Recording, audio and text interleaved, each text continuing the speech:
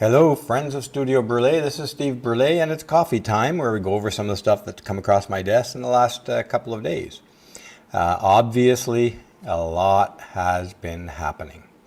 Biden is in the White House despite a lot of the claims to Trump's last-minute changes and various things like that. But basically, we now have the deep state globalist left installed in the White House, and as I've been saying for quite a long time, and in the video, the feminist role in the one world government, Trump was the last thing standing, the last person, the last wall standing in between the globalists and their goal for a one world government, a socialist one world government. Biden is a globalist. Biden and Obama were both globalists. All of their friends are globalists, and they're in power. As I mentioned in the previously mentioned video, which goes over in detail feminist role, and it is a big role, the role of feminism in bringing this about. But as I mentioned in that role, that the globalists could not make it happen without the full cooperation of the U.S., in part because the U.S. was, and probably still is, the biggest economy in the world. But more importantly, the U.S. Navy, the U.S. military, is huge. It is the world police. If Trump controls the world police, the one world government people, the globalists, can't move their agenda forward. So that barrier now has been broken. There is no more resistance for the globalists' push for their global agenda of socialist one world government. That's the bad news. But let's get straight to some of the details here of what's going on. And welcome to the show, the regulars here. We got Bill Berry and Real Raven 2000, Horror Cocktail. Jean-Jacques, how are you doing, man? So, first thing, we're going to just go over a few little tweets and this stuff to warm up to this whole topic. Reading from the top, this is a tweet that I made not too long ago, a few days ago, I think, and a look at a couple of responses to that. And I wrote, the Great Reset means build back better for the elite. And make no mistake about it, only the elite will benefit from this whole build back better effort. Make no mistake, this intentionally leads to the destruction of the middle class through domestic and international wealth transfer and the creation of a new global form of slavery. I laid this out in detail in that video I just mentioned, the feminists' role in the coming one world government and what we can do about it. The newest form of wealth transfer is going to come through the Great Reset. Now, the wealth transfer from the pandemic, this is well known, shutting down the economies of the world, pushed all of the wealth and profit to the elite with their companies like Walmart and Costco and biggest of all, Amazon, whose wealth, Bezos' wealth, doubled over, while the rest of the middle class and the small business owners were crushed into oblivion. This next one, the Great Reset, specifically lays out in the World Economic Forum's plans, and I think I've talked about this before, to transfer wealth from the first world to the third world. And that's going to be done by, of course, taxation. That's where we're going to get the wealth from. And they've explicitly stated that people in the first world need to accept a lower standard of living. And they mean a lot lower. That transfer is going to the companies owned by the elite already in places like Africa and India. That's what they mean when they say wealth transfer to the third world. They don't mean helping third world people. They mean helping themselves to our money in the West and crushing us down to the level of work slaves like they intend for the entire world. But I digress. Let's get on to some of the other materials here. Build back better. Just a conspiracy theory, though. Conspiracy theorist is becoming quickly, it's already in my mind, become a badge of honor. If you're not a conspiracy theorist, then you're just buying up and swallowing whole the lies, the narrative of the mainstream media with their proven lies. Proven lies. And we're going to illustrate some of those lies in this session. I believe I talked about the Great Purge and a lot of this transfer of the Great Reset in the last coffee session. If you want more on this, I'm not going to go too deeply into that.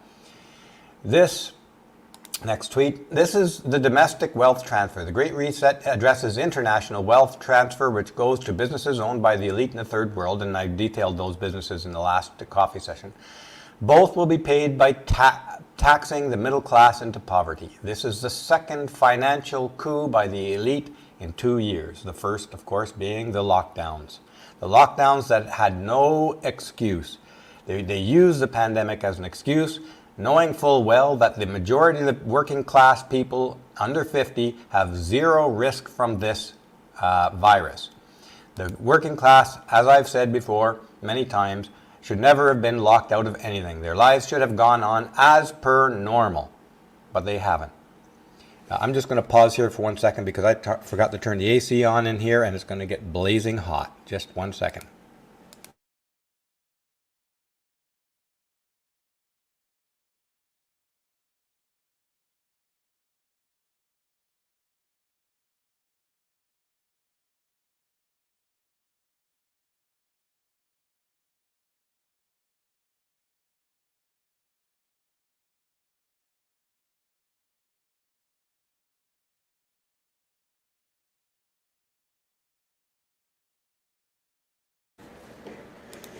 Terribly sorry about that, folks. I have to shut down the windows and doors in here because of the noise outside, and that, when you do that down here in the tropics, it gets hot, fast, and sweaty.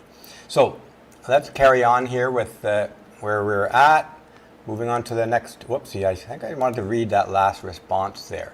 This is Rebel News. Biden's admins economic policy to address race, gender equality, and climate change.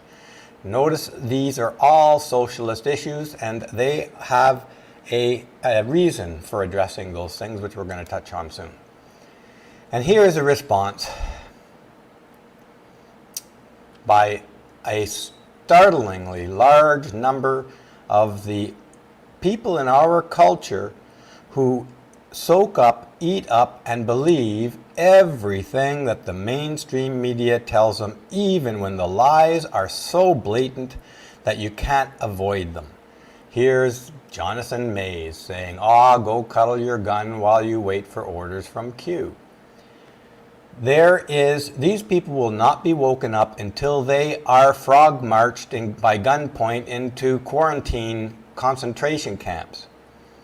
That's one of the biggest hurdles of this entire thing, that the elite know that the overwhelming majority of the sheep will just comply, and they will just ridicule and exclude anybody who reveals what's really going on or even tries to explain the global events outside of the prescribed narrative of the mainstream media, which is controlled by the very elite who are taking over the world. There's no hope for those people. Now, just a little bit of review here. This is the Great Reset Plan. Urgent need for stakeholders to cooperate simultaneously managing the direct consequences of the COVID-19 crisis to improve the state of the world. The World Economic Forum is starting the Great Reset Initiative. Of course, the World Economic Forum is controlled by the same cast of characters whose power goes right around the world, and they are just writing the details that they're told to write. Big tech is watching you. We went over this and watching us even ever more closely, as we're going to see in this very video. I'm going to bring up some details on that. Here, the New York Times, January 21st, yesterday, the first day of the Biden administration. And here, this fellow at the New York Times says, the Biden administration begins to address the 6 crises that the new president described in his inaugural address. 6 crises. 6 crises. We have to have a lot of crises. They have to be urgent. They have to be emergency in nature. Why? Because emergencies allow the elite, those in power, to grab totalitarian control of our lives. So they have to talk these things up in terms of crises. They're just issues in reality, and many of these issues are not even real issues. They're issues that have been propped up for a purpose, and the purpose is just what's going on right now, an incredible grasp of power around the world. Let's have a look what this fellow says in the New York Times there. Was it the New York Times? Yes, the New York Times, one of the favorite controlled papers of the elite. Cascading crises of our era. Reading from the top. Near the end of his inaugural address yesterday, President Biden named 6 crises that the U.S. faces. The virus, climate change, growing inequality, racism, and America's global standing, and an attack on truth and democracy. None of these issues are real. Take them apart one at a time. The virus. The virus affects the elderly and those with other preconditions. There was no reason ever from the beginning, as I spoke about from the beginning, to ever shut down and destroy these economies. And yet they still persist at it, even though it is so blatantly obvious that the economy could be running along smoothly and glowingly throughout this virus. It is those people under 50, 55 who run the economy, who run the entire world, whose work keeps everything going. And if we had kept that going, we would have infinitely more tax dollars to put to help those who are actually at risk.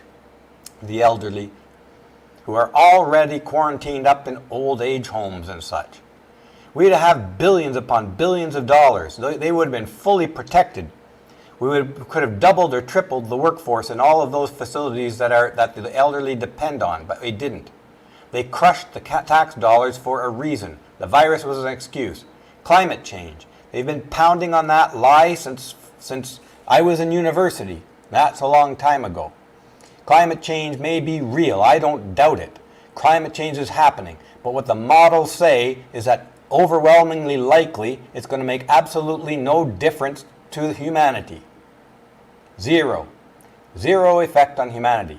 But we're going to great reset the entire planet to put all of the power and control over our lives into this small group of elite, powerful people. And they're going to use climate change as a crisis. Growing inequality.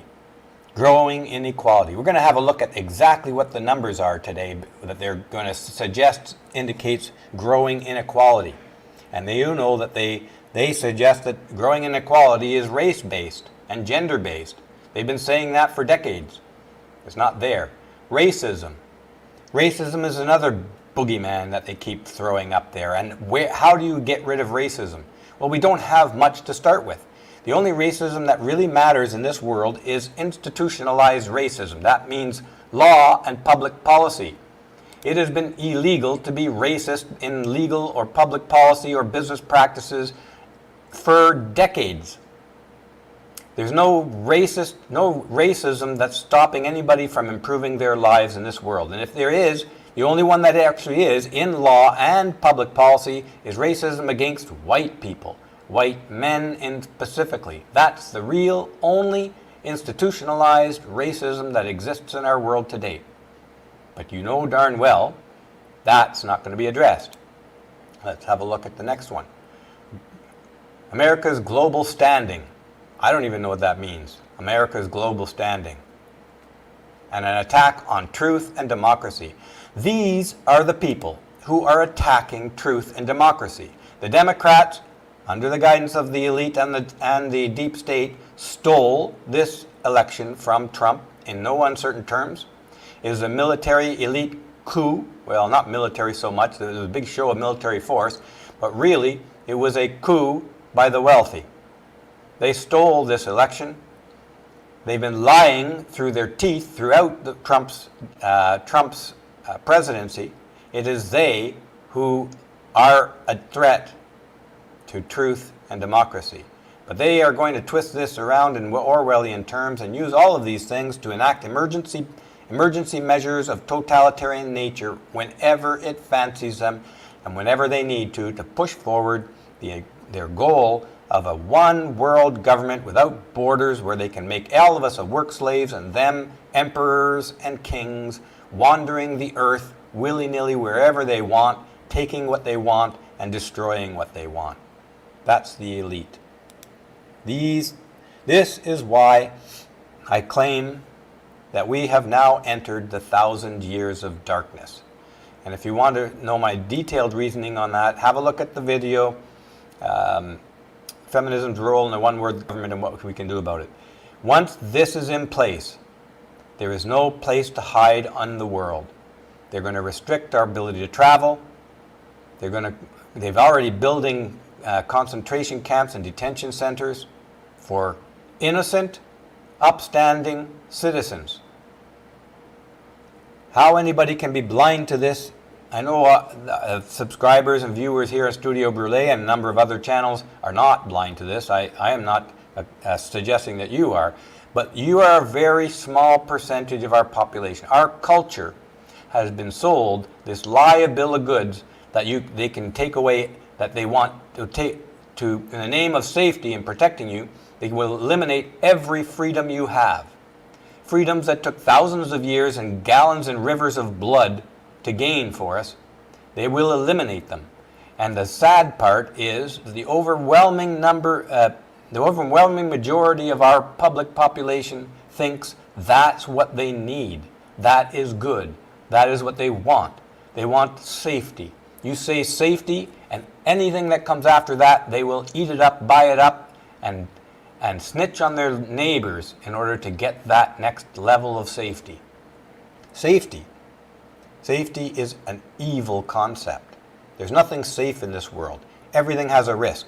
And if you're not willing to accept some risk for something, you might as well already be dead. You're not living. There's no such thing as living without risk. It's just a matter of assessing risks and choosing wisely. Let's move on. The virus. Here is Biden's virus changes immediately on day one.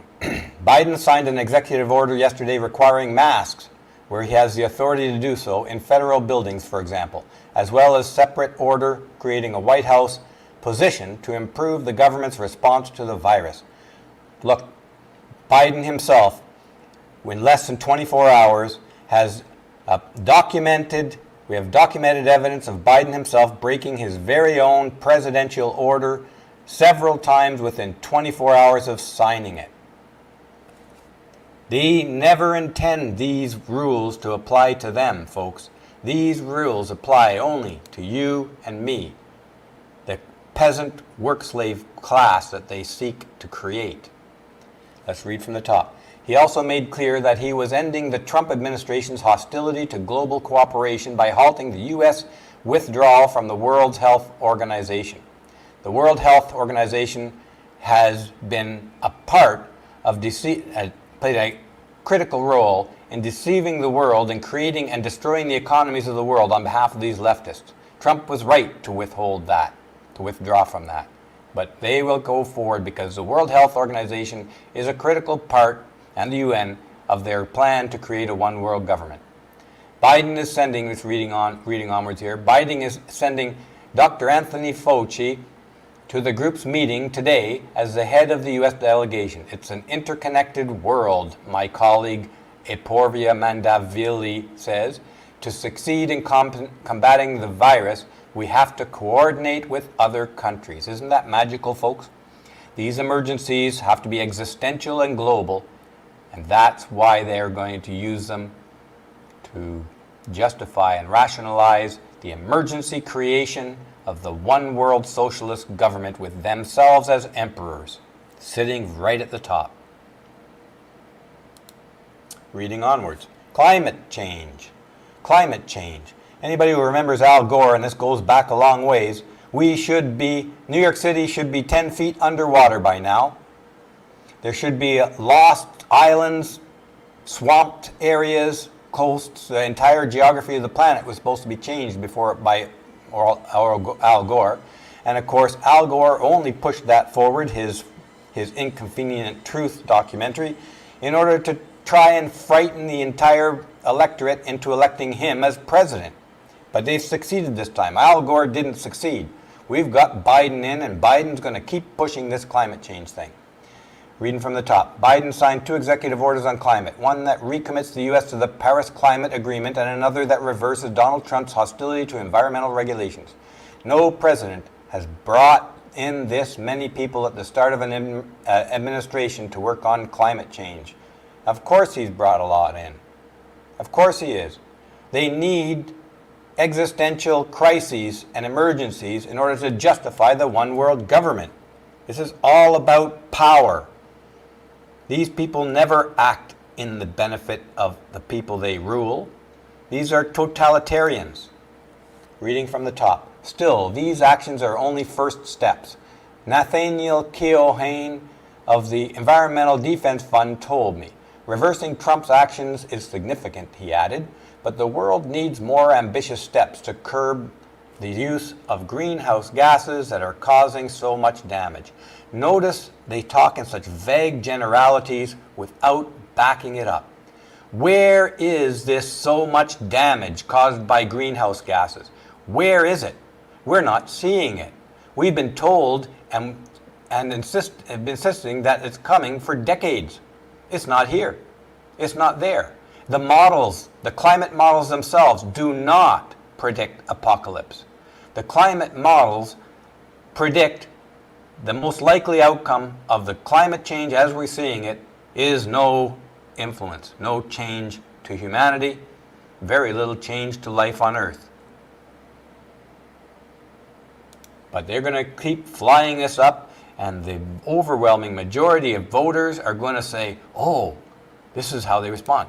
Oh, terrible damage.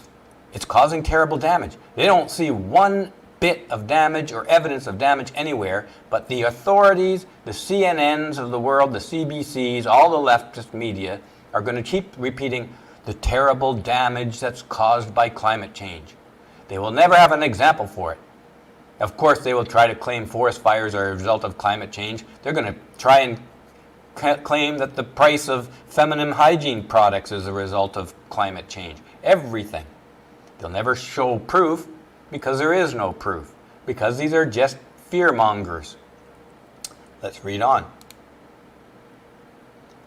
Where were we here?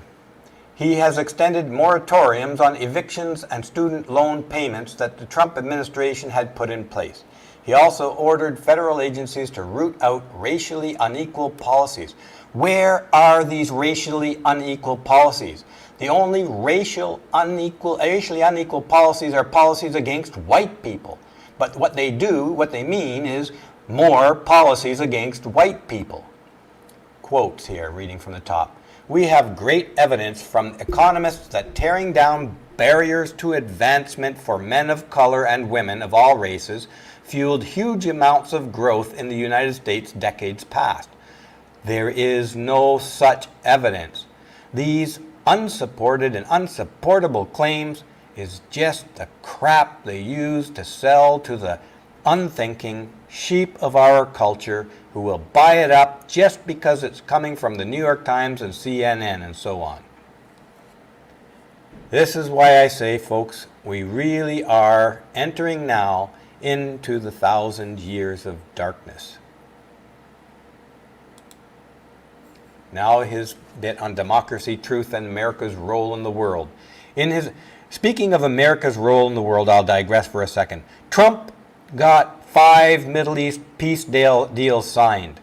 And throughout his presidency, he managed to keep North Korea in check and started not one war. How's that for America's role in the world? That's pretty darn good. But now that Biden is in, we're going to see wars again. We're already seeing breakdowns of communication in the Middle East. North Korea is already primping and preening to flex its threats on its neighbors. What does Biden really mean by America's role in the world? It ain't pretty. In his address, Biden repeatedly stressed the importance of truth and included a veiled but obvious reference to Trump by criticizing lies told for power and for profit. Wow, you just can't make this stuff up.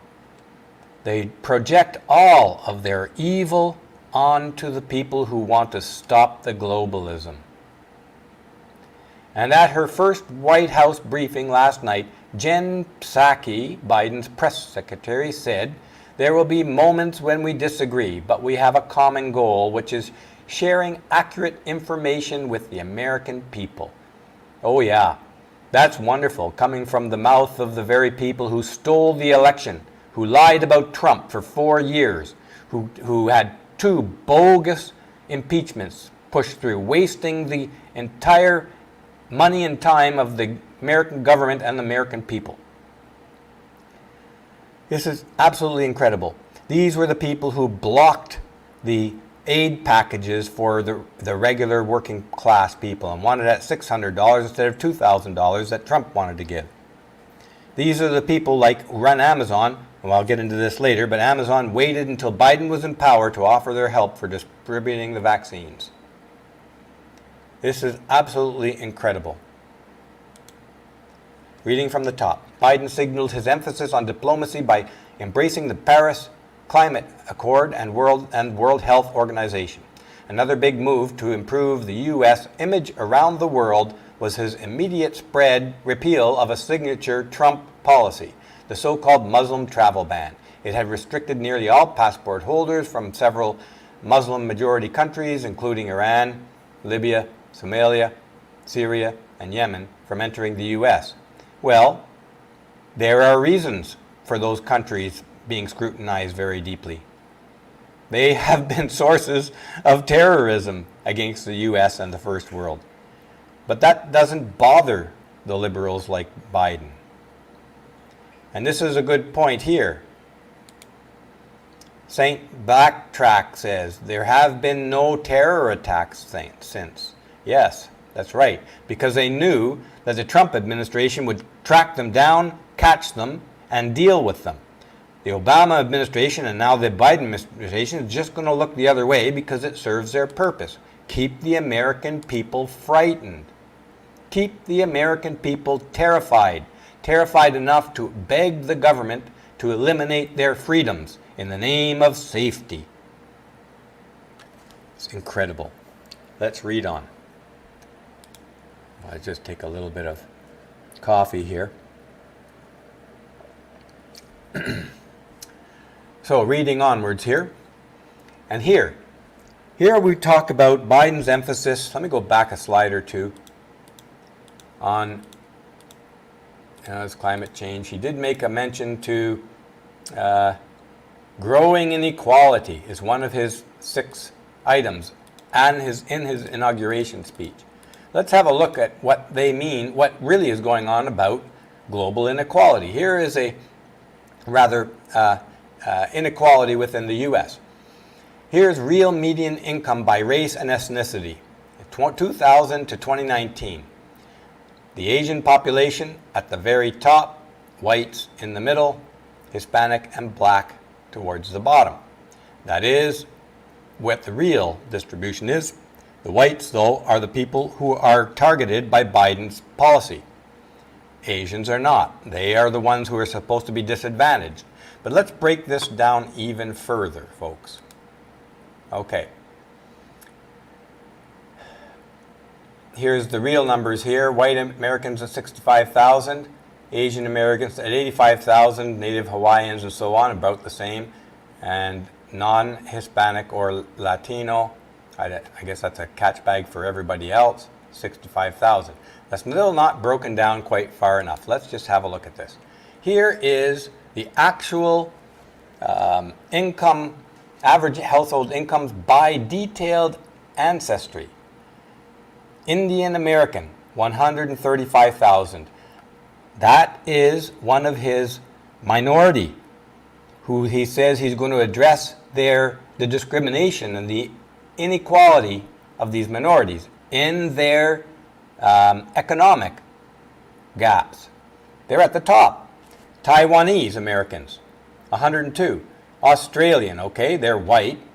South African, I don't know if they just mean white South Africans or all South Africans. I don't know much about South Africa. I know there's, or with respect to who's in the U.S. Filipino Americans, 90,000. Look all the way down here. Chinese, Japanese, Nepalese, Singaporean. Amongst the top 10, I'd say 8 of the top 10 here would be classed as minorities needing special laws to help them get ahead. This is how Biden sees the world, by race and by gender. Let's look further down the list here. Pakistani, number 17. Lithuanian Israelis, Irish, Slovene, Iranians, 76,000 at number 23. Let's keep going until we find out where white Americans fall on this list, broken down by, according to this income inequality that Biden claims is here. Here's Canadian Americans, still above white Americans, although Canadian Americans is fairly diverse, but mostly white. Let's move forward. Nigerian Americans, still above Cambodian, Armenian, Vietnamese, Somali, Laotian, I don't know where that is. But here it is, median white American household income, 66,000. Number 58, below in the bottom half of the household incomes by detailed ethnic background. Median white American households in 2018, 66,000. They are number 58 in the group. And these are the people who are going to be punished in order to help all of these people who are above them. That's where the money transfer is going to go. Let's look forward.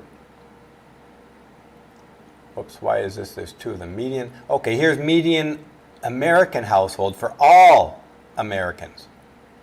Okay, so the white Americans are slightly above the entire media by $2,000 a year, roughly.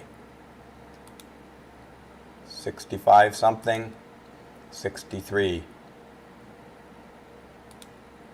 Well, 66, almost 66,000. So almost 3,000 above the median. And they're sitting at number 58 out of, I think it's 98. Well below the half of the bottom half of the identified groups. Colombians, Americans listed here. Haitians, they're in the bottom part. Bangladeshis. So there you have it. Biden dividing the world, the U.S., into ethnic groups, all of whom deserve governmental help except white people, because that's what he listed out, exactly that. All women and men of ethnic origin. That's all code for everybody but white men gets help. And here's what Thomas Sowell has to say about multiculturalism. And this is the ideology of Biden and the left and all of them. What multiculturalism boils down to is that you can praise any culture in the world except Western culture, and you cannot blame any culture in the world except Western culture. Thomas Sowell always got something interesting to say. Now here's the responses, and this was, I like to look at the responses to straight up, easy to understand statements like that come from people like Sowell, because it indicates the mentality of the people in the West, and that is the biggest problem. Here we have this guy probably schooled in the Marxist school systems all his life. Western culture is rooted in colonialism, so yeah, crap is karma, bro. These guys, the majority of the American and Canadian Western public, want to see their lifestyle destroyed and the culture destroyed. Reading the second one. Western culture is pretty much entirely built on the knowledge they stole from other cultures, destroyed and rearranged to suit their interest. This is straight up feminist Marxist crap. When you compare Western systems of philosophy to their indigenous heritage, the latter is far more clear and reasonable. Wow. How do we end up with so many people in our culture so incredibly ignorant? There has been no culture in the history of humanity that has advanced the quality of life and freedoms for humanity globally than Western culture. That's the reality. There's nothing stolen about Western culture. Cultures borrow from other cultures. But Western culture invented virtually everything We need today to live a high standard of living and a good quality of life. But our culture, our education system, the Marxist feminist education system, has brainwashed all these microminds into soaking up this completely easily destroyed ideas as truths. And this probably is the biggest problem we're facing, is that the overwhelming majority of the people in our own culture hate their own culture, think it deserves to be destroyed.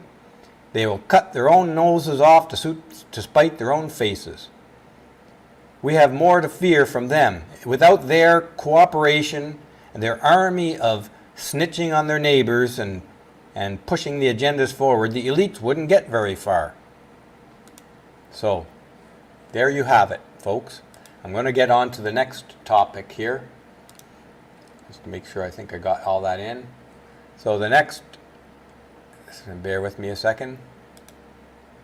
Here I mentioned before, right after Amazon waited and waited and waited, did nothing until Biden was president, and suddenly gave them the offer to help roll out the vaccines. Let's read this quote from Tim Young.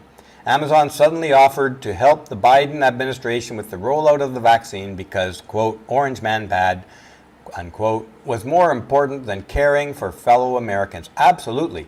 Amazon, Jeff Bezos, is one of the future emperors of the planet Earth. Jeff Bezos hates Trump, not for anything Trump said or did on a personal level, but only because Trump stands in the way of his goal of being one of the emperors of Earth. An absolute tyrannical total power. So they withheld it. Let's have a look at the next thing here. And also, on the very first day of Biden's administration, what happens? Fauci says corona cases may be plateauing. You gotta love this. His Biden's second day. It's a miracle, Breitbart says. It is a miracle. It's all controlled. It's all about controlling the presentation of information and data and manipulating the people. And you know what? The overwhelming majority of the people in our culture are going to say, wow, Biden is great. He's turned the coronavirus emergency pandemic around. That's where you're going to see it. And again here, Rebel News reported just yesterday, immediately on Biden's entering the White House, the World Health Organization updates PCR test guidelines. And we talked about this months ago when they were started using the PCR test to inflate the fear of the escalating pandemic. It's fear. The PCR test, I mentioned before, does not tell you whether you are an infected person with the virus. You may have been infected months before, and then that would still show you as a case. It's not a case. But that's how they inflated the numbers. You may have been exposed and got over it, and yet they use a PCR test, get a positive, and call you a new case. You're not a new case. You can't infect anybody, and you're not even infected now. You're immune to it. But that's what the PCR test tests. The other thing about the PCR test, if you run, the more cycles you run, the more likely you are to get a false positive. And guess what? The World Health Organization has updated their instructions on how to properly use polymerase chain reaction tests for detection of COVID-19. You know what they're saying? Let's read this right from the top. Dr. David Samadi, a certified urologist and contributor to Newsmax, suggested that the changes were encouraging labs across the world to reduce their cycle count for PCR tests, stating that the current cycle was much too high, and that this was resulting in any particle being declared a positive case. Folks, this they just discover on Biden's first day in office? No, they knew this all along. They had the cycle count up very high in order to get more positive results for the coronavirus, so that they could claim that the pandemic is accelerating, and that justifies further lockdowns, further criticisms of people like Trump. We are being so badly controlled and played, it's unreal. And yet again, I guarantee you, the overwhelming number of people in our own culture are going to just soak this up and say, isn't Biden wonderful? Let's read on this. Now they're going to have fewer cases found because by design, they are manipulating the numbers. The reduced cycle count will find fewer cases, and then they're going to say, look, Biden has brought the pandemic under control. Absolutely incredible. It's so baldly obvious right in front of our faces, and yet it's going to work. That's what I predict. Reading from the top, the WHO notice and concluded by suggesting that, quote, most PCR assays are indicated as an aid for diagnosis. Therefore, healthcare providers must consider any result in combination with timing of sampling, specimen type, assay specifics, clinical observations, patient history, confirmed status of any contacts, and epidemiological information. Notice how hard it's going to be to now claim a new coronavirus case. They have now made the conditions very stringent for diagnosing a coronavirus case. This is obviously going to push the new case count numbers down. Australia was used as an example for the same reason. Australia doesn't use the PCR test. It uses one of these culture tests where the swab. The PCR test will give you much higher case numbers, which are false cases, whereas the swab doesn't. And so the media used Australia's totalitarian lockdowns as a result in cases to justify and say that the totalitarian measures were working. We're being controlled, we're being lied to every single step of the way here. And here, another event, in spite of this, these actions going on, here Paul Joseph Watson points out, footage has emerged of a huge quarantine facility being built in China to house people infected with coronavirus and presumably anyone else the state deems to be a COVID threat. I read just this week, and I didn't screen cap this, that China got something like 100 new cases. In a country of 1 billion people, 100 new cases. And they are building concentration camps is what they are. I'm going to pause here for a moment and recognize Zerant. Thank you so much for your support of Studio Brûlé. Folks, we do need support here at Studio Brûlé. As you know, YouTube has pretty much crushed our revenue. Patreon is down for us, and so is Subscribestar. Reading what Zerant's comment, how dare you utter condemnation of anything to do with Führer Beijing Biden. Peace be upon him. May you face purinomi de pressure post haste. I can't say that I know what that means, but thank you so much again for your contribution. Maybe you can enlighten us in the comments with this word, purinomi de pressure. And let me just carry on here. Now, lest you think that these quarantine facilities in China are only going in totalitarian states like China, think again. Let's have a look. I Googled Canada quarantine camp minus NHL and minus hockey because the word camp swamps the whole search results with hockey stuff in Canada. Excuse me. And I could come up with nothing. I used a whole pile of different ways to search for what's going on with the quarantine facilities in Canada, and the Google search results came up with nothing. I remember 2-3 months ago, and we talked about this on this show, that the Canadian government was questioned. They were hiding it, but one of the members of Parliament questioned the government on were they building quarantine camps, how many they are, where are they? The government sidestepped, never answered the issue. And then what do we get a little while later?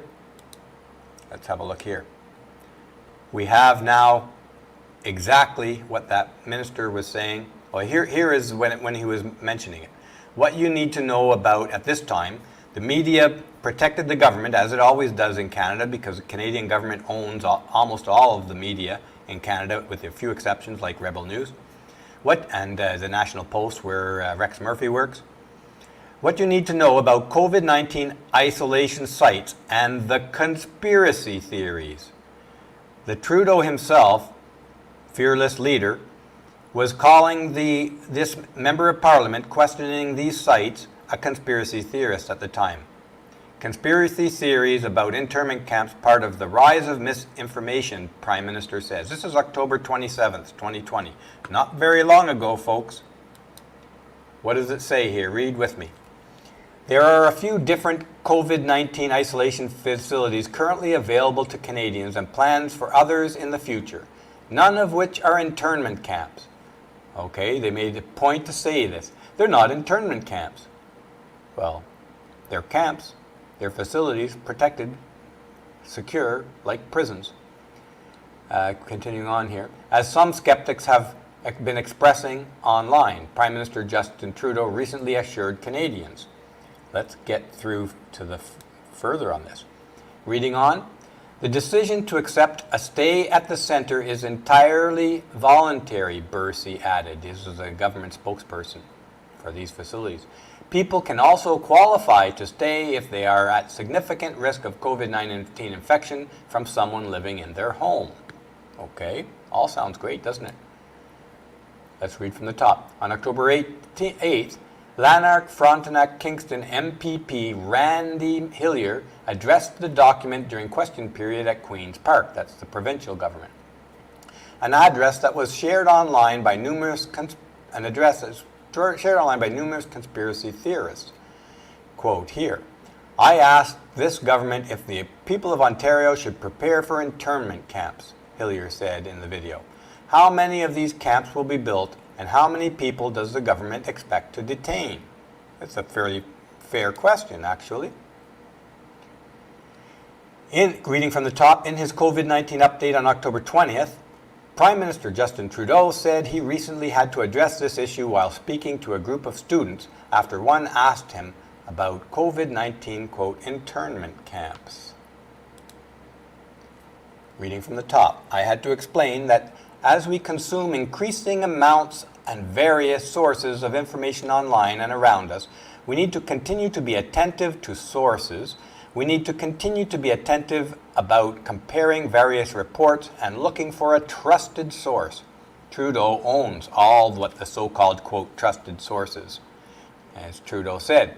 He added that there has been a rise in misinformation and disinformation in recent years. Convenient that he owns the media. Let's read on, though. Some are foreign actors trying to disrupt successful democracies. Others are people with extremist agendas within their countries trying to weaken people's confidence in our institutions and our democracies. Talk about a conspiracy theory, Prime Minister Justin Fearless Leader Trudeau. Read that again. Some of these people who are giving out unauthorized information, not authorized by Trudeau, are foreign actors trying to disrupt successful democracies. And he provides, that's a big claim there. That is such a huge claim, and he just throws it out. And you know what? The media doesn't challenge him on that. The media's job is to challenge. It used to be the media's job to challenge people like Trudeau. But he gets away with this stuff, and the public eats it up and says they don't even suspect Trudeau putting himself out there a conspiracy theory. Let's read on. With every piece of legislation, if it's not defined what its purpose is for, then it can be used for other things that maybe the authors didn't intend. This is Hillier talking. That's why we require precision in our legislation so we all know and understand what the law is. This is a fellow who is trying to get exact information out of the government, and who's the government which did not provide that information and instead went on to claim that everybody else but them are conspiracy theorists. But this is exactly true. If it's not defined what its purpose is for, then it can be used for other things that maybe the authors didn't intend. Well, I think he gives them too much credit. They fully intend to use these detention centers for other reasons. Now, again, I showed you this before.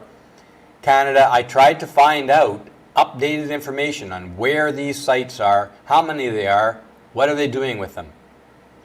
There's nothing that comes up in Google. The media, Canada's mainstream media, did not report on the completion of construction of these quarantine camps, internment camps, you might as well call them.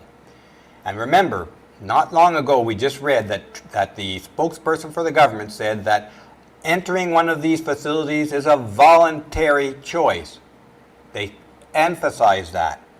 The media has not questioned the government on any of these or any of their policies.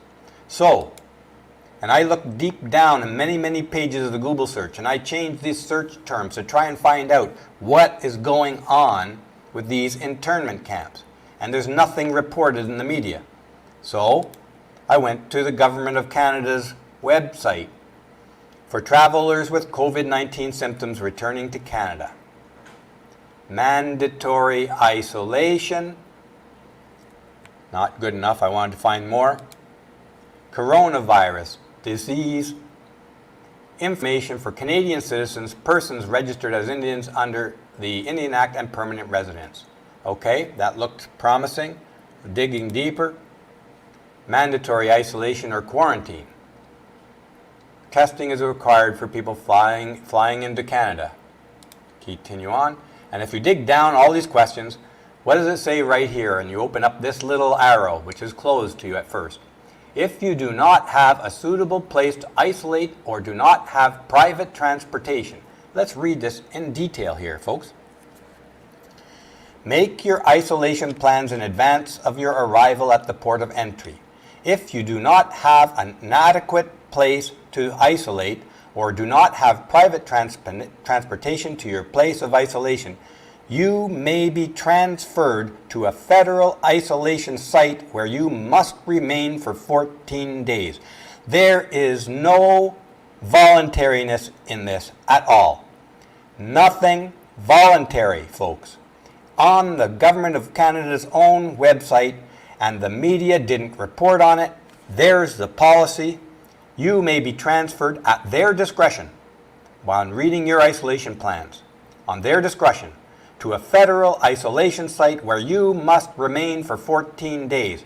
It is not voluntary, as the psychopathic liars of the government explicitly said only months before. This is now in place in Canada. We now have internment camps to intern Canadian citizens against their will, merely for not having an isolation plan that the government likes. How far is it away to full-scale internment on the whims of the government? It's already there. It's already here. Now, lest you think, as an American, this doesn't affect you, let's have a look what Biden has done in his first 2 days. 2 days.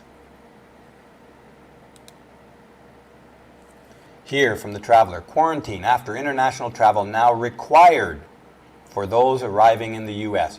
January 21st. This is now required immediately. You cannot travel to the U.S. without quarantine. President Biden's latest executive order addressing COVID-19 requires international travelers to test before arriving and quarantine after landing.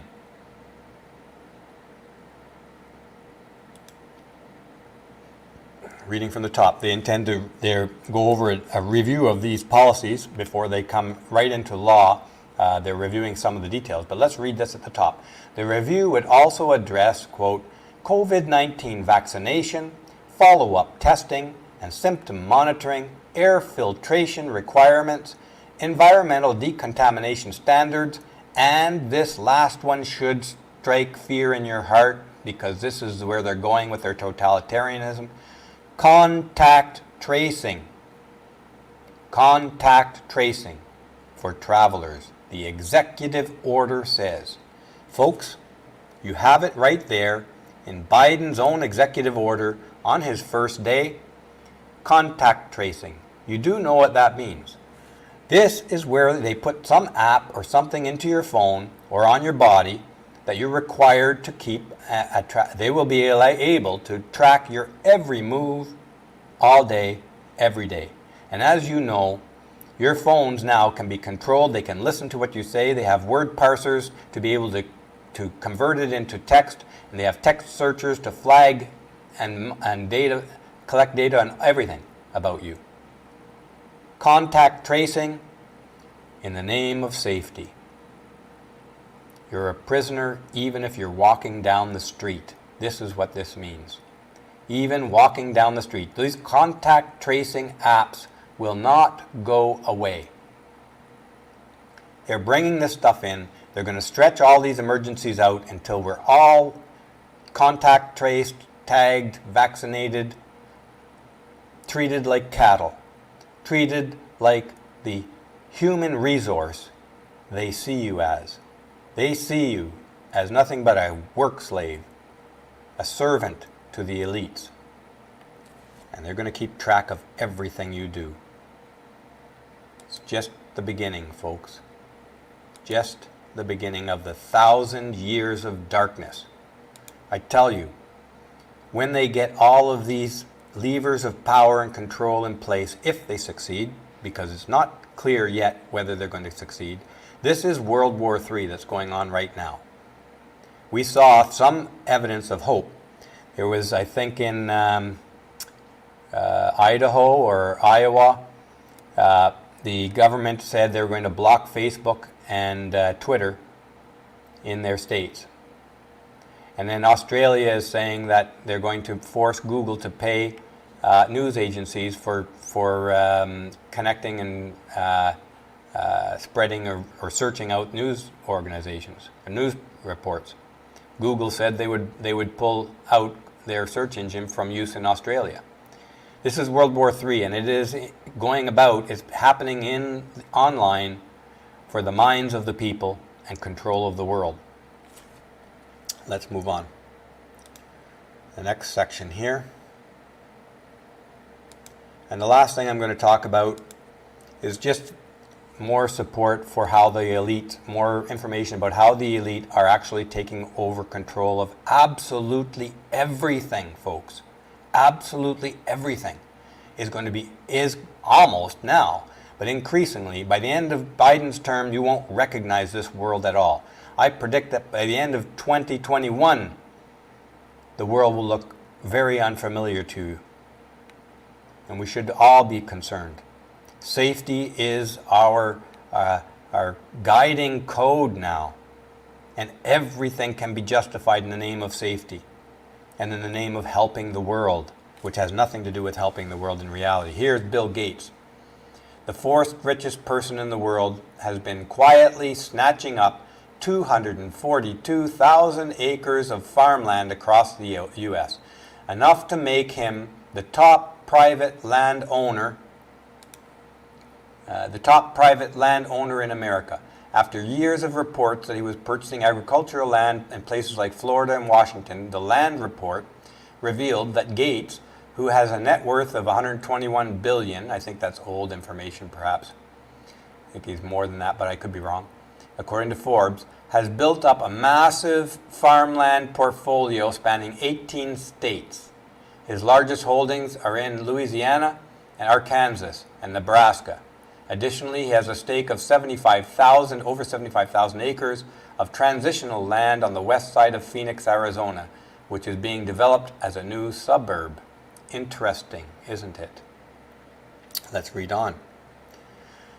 And Paul Joseph Watson brought this to my attention. Strange how Gates is buying up so much land while the Great Reset tells you the future is no private property. You know darn well that the future is no private property for the work slave class. And everything everything in the world owned by a small group of elite emperors.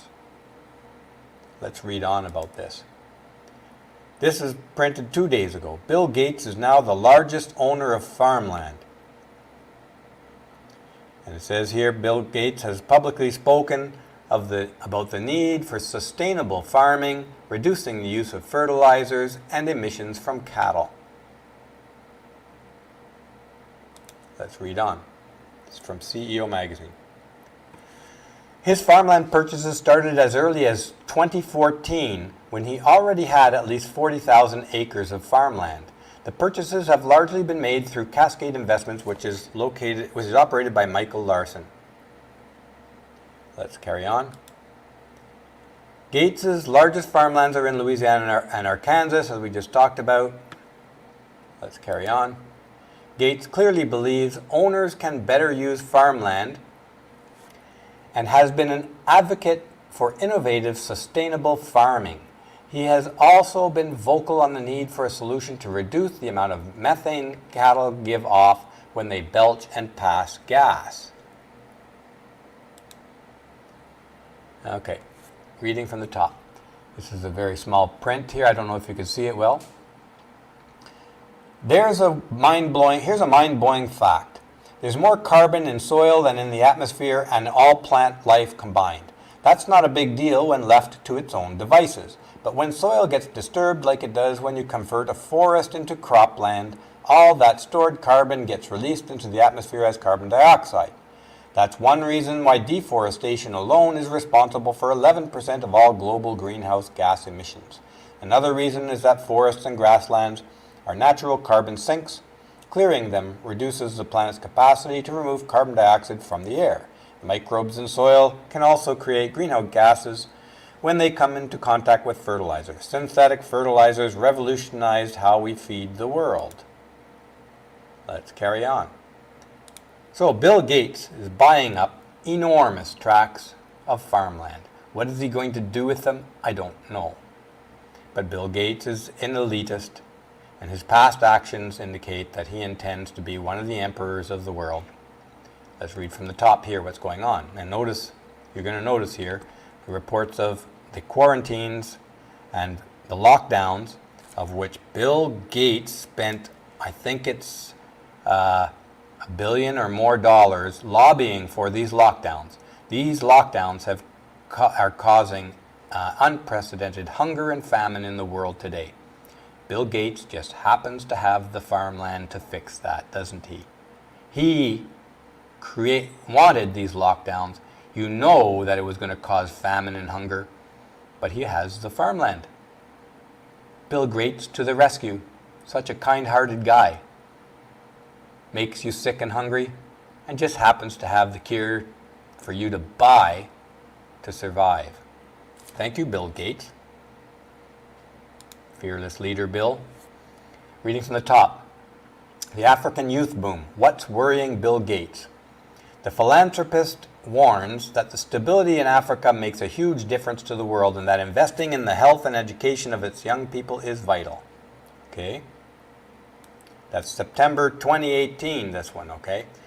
What worries Bill Gates the most? The booming population of Africa looms over his foundation's latest global survey.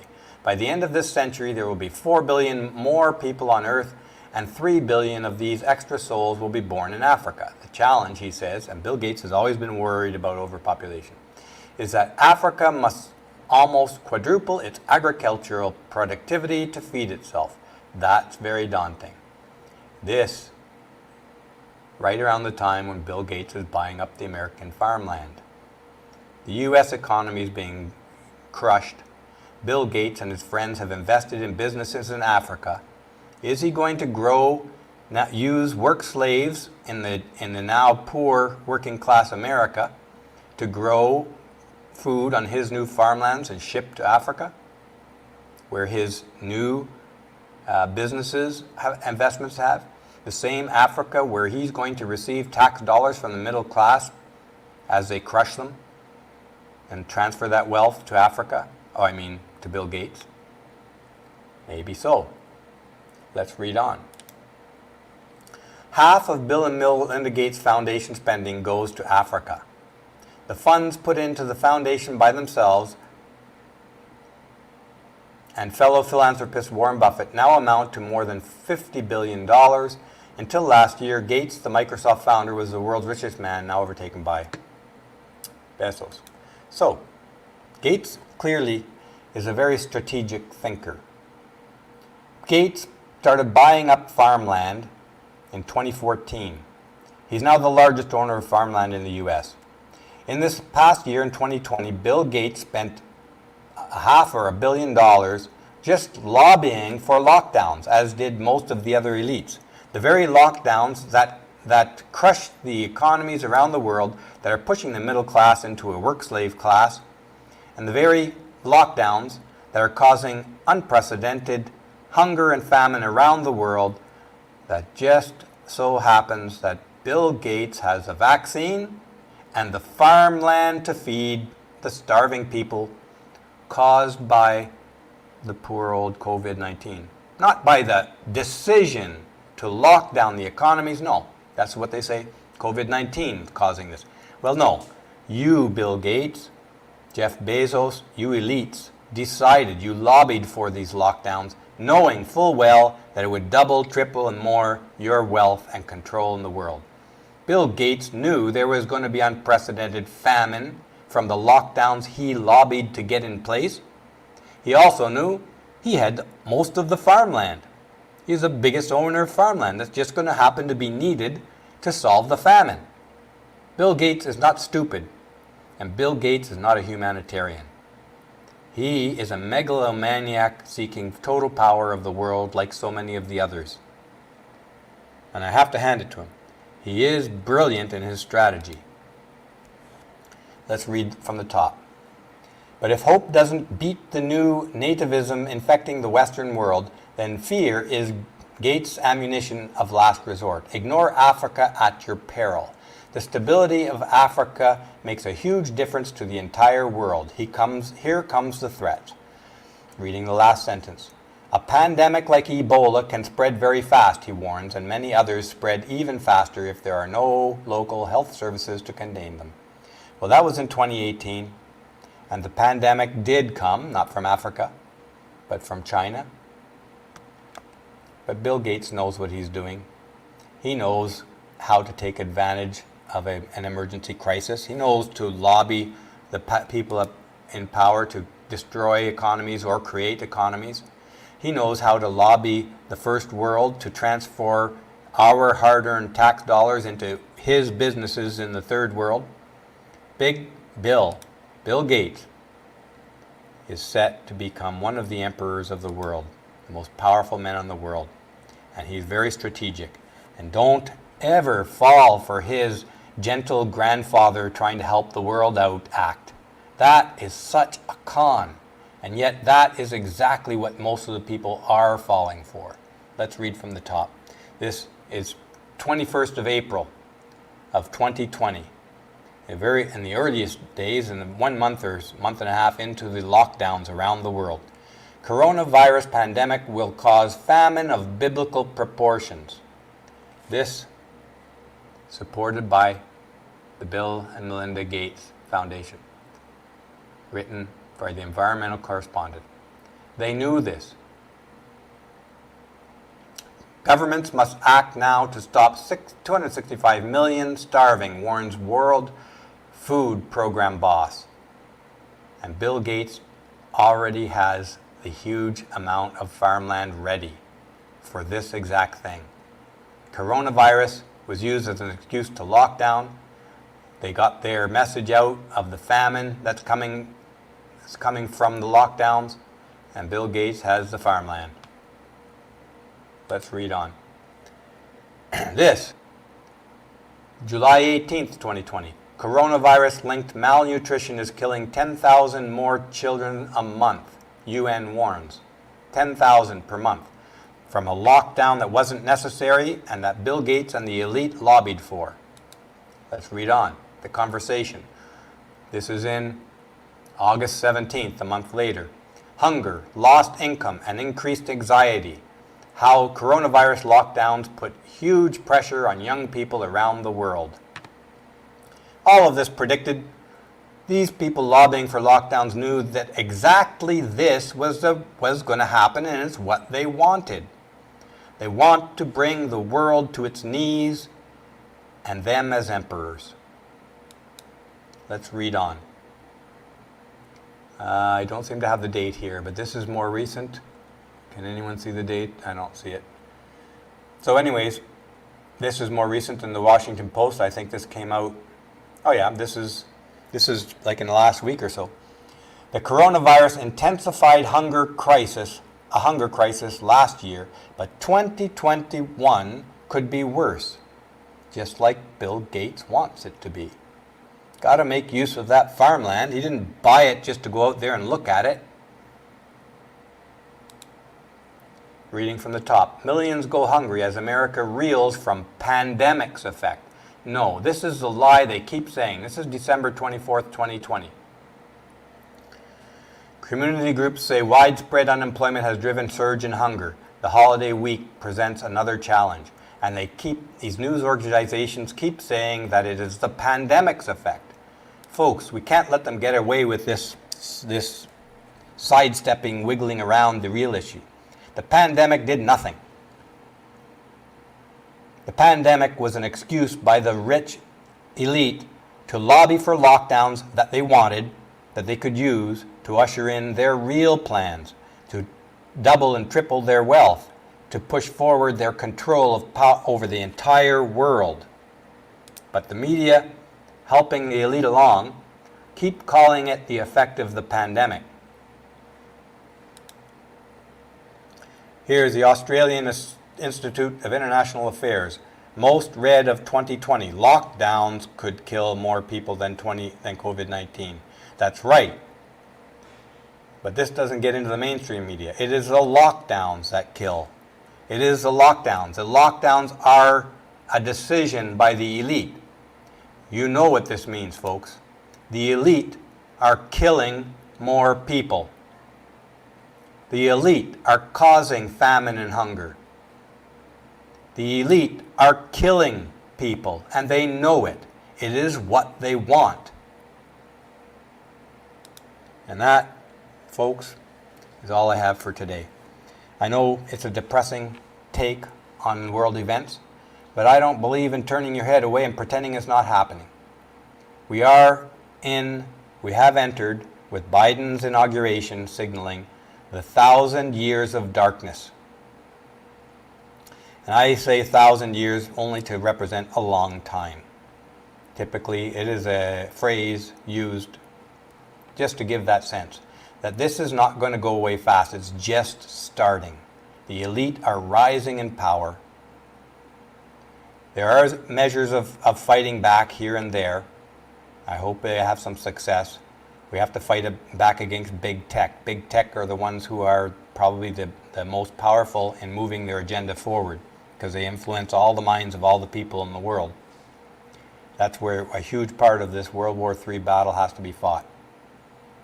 So, folks, with that said, I'm signing off for today and remind you, no matter what take you have on the world, no matter what take you have or what's going on in your life, every single day, do something you love. Every single day. And if you don't have something you love, find something you love to do and do it every day.